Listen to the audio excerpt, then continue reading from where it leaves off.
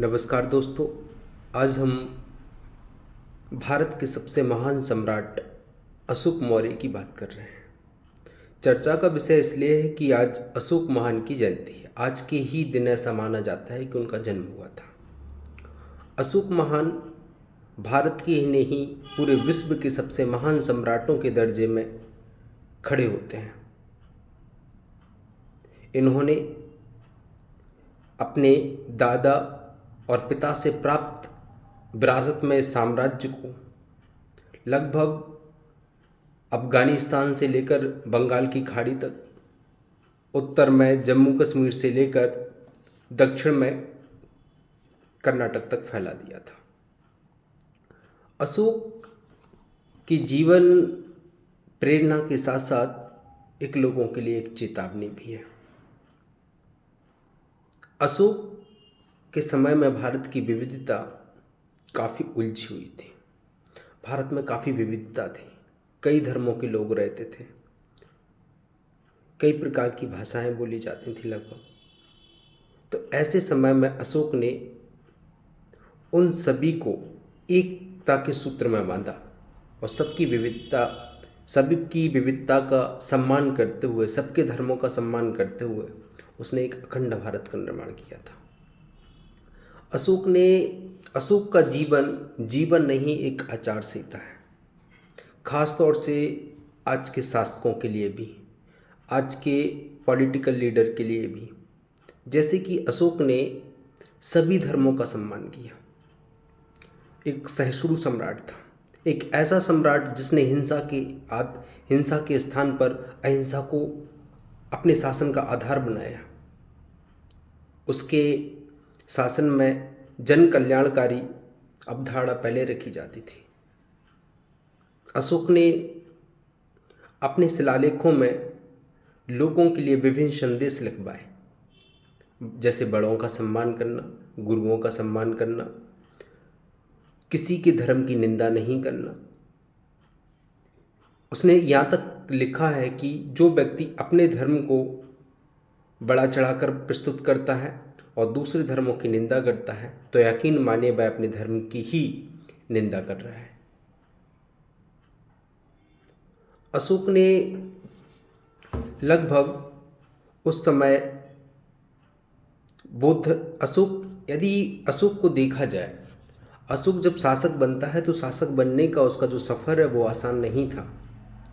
उसका ये शासक बनने का सफ़र रक्त रंजित क्रांति से गुजरा है, क्योंकि ऐसा अशोक पर आरोप लगाया जाता है कि अशोक ने अपनी सौतेली माताओं से उत्पन्न लगभग 99 बाइयों की हत्या की थी और फिर वह मगध की राजगद्दी पर आसीन हुआ था। अशोक ने कलिंग पर 261 बीसी में आक्रमण किया और ऐसा माना जाता है कि 1 लाख लोग मारे गए। इसके बाद, इस युद्ध के बाद जो परिस्थितियां बनी, उसके बाद 50,000 आदमी और मारे गए, लगभग इतने ही बंदी बनाए गए। कुल मिलाकर कहा जाए तो कई इतिहासकार ये कहते हैं कि उस समय कलिंग की जनसंख्या 10 लाख हुआ करती थी। तो यदि हम माना जाए तो लगभग 20 से 25% तक लोग वहाँ के मारे गए थे या उससे प्रभावित हुए थे। तो इसे क्रांति नहीं, तो इसे युद्ध नहीं कहा जा सकता, इसे नरसंहार कहा जा सकता है। युद्ध के समय तक अशोक एक नाम मात्र का बोध हुआ करता था, मतलब बौद्ध धर्म में नाम मात्र का बिलीव रखता था। लेकिन इसके बाद जो उसने नरसंहार किया, उसके बाद उसका हृदय परिवर्तन होता है और फिर वह वास्तविक बौद्ध बन जाता है। और इसी कारण उसे सम्राट नहीं कहते हैं, क्योंकि उसने सबके हृदयों पर राज किया है। इसी कारण उसे सम्राटों का सम्राट कहते हैं। अशोक ने अपने राज्य का आधार इसके बाद हिंसा की जगह अहिंसा को माना। यहाँ तक कि उसके शिलालेखों से जानकारी मिलती है कि अशोक ने गांव और शहरों में, यहाँ तक कि पड़ोसी देशों में पशुओं के लिए अलग से अस्पताल खुलवाए और लोग बागों के लिए अलग से अस्पताल खुलवाए। तो आज जो अवधारणा हमारी सरकारें लेके आती हैं हॉस्पिटल की, ये अवधारणा तो बहुत पहले आ चुकी थी अशोक के ज़माने में, क्योंकि उसका जो शासन था वो जन कल्याणकारी शासन था, जो हम नीति निर्देशक तत्वों में पढ़ते हैं। यहाँ तक कि अशोक ने जीव जंतुओं को भविष्य में ना मारने का संदेश भी खुद पाया। इससे पता चलता है कि वह जीवों को जैव विविधता को बढ़ावा दे रहा था। अशोक ने जड़ी बूटियों के पेड़ पौधे भी लगवाए ताकि औषधियों की सप्लाई आसानी से होती रहे।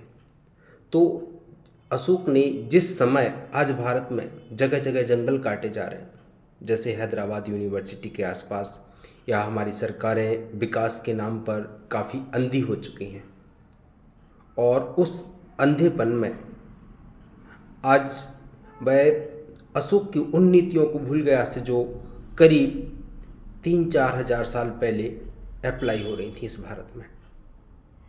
अशोक ने कई प्रकार से, नाना प्रकार से इस भारत को जोड़ने के लिए अथक प्रयास किया। अशोक ने अपने ही शिलालेखों के माध्यम से बहुत कुछ बताया। जैसे अशोक ने अपने शिलालेखों में लिखा है कि हमें बड़ों का सम्मान करना चाहिए, और ऐसा जो व्यक्ति करता है वो वास्तव में बड़ा कठिन कार्य करता है। तो इसके बाद अशोक ने बौद्ध धर्म को आधार बनाया और नैतिकता का जो पाठ उस समय की जनता को और आज की जनता को पढ़ाया, पूरे वो विश्व में आज भी प्रासंगिक है। क्योंकि नैतिकता के बारे में अशोक ने मानवीय मूल्यों को उसमें सम्मिलित किया, जैसे दया, परोपकार, ईमानदारी, शुचिता, इन सब चीज़ों को, और इसी आधार पर अपना शासन किया। अशोक ने बौद्ध धर्म को या बुद्ध की शिक्षाओं को अंतर्राष्ट्रीय बना दिया, भारत से उठाकर श्रीलंका, पूर्वी एशिया में, मध्य एशिया तक फैलाया। तो आज यदि हमें अशोक के बारे में, अशोक से यदि हम कुछ प्रेरणा ले सकते हैं तो वो ले सकते हैं कि भारत सभी धर्मों का देश है। हमें सभी धर्मों का पालन करना होगा और हमें अहिंसा को इसका आधार बनाना होगा। हमें वैज्ञानिक दृष्टिकोण अपनाना होगा। धर्म का मतलब एक ऐसी आचार संहिता खड़ी की अशोक ने जिसमें ईमानदारी, दया और करुणा निहित हो। और अशोक आज के युवाओं के लिए चेतावनी भी है। यदि अशोक के मार्ग का अनुसरण नहीं किया तो भविष्य क्या होगा देश का, ये आप लोगों के सामने उपलब्ध होगा। पंडित जवाहरलाल नेहरू ने अशोक की इस महानता को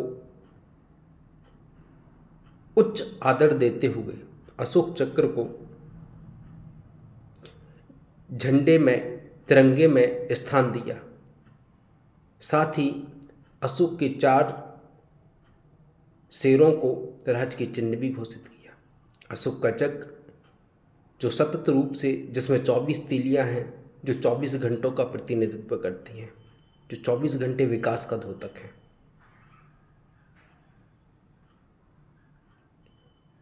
अशोक वास्तव में एक महान सम्राट था जिसकी महानता आज भी हमारे लिए उतनी ही महत्वपूर्ण है जितनी उस समय थी। जय हिंद।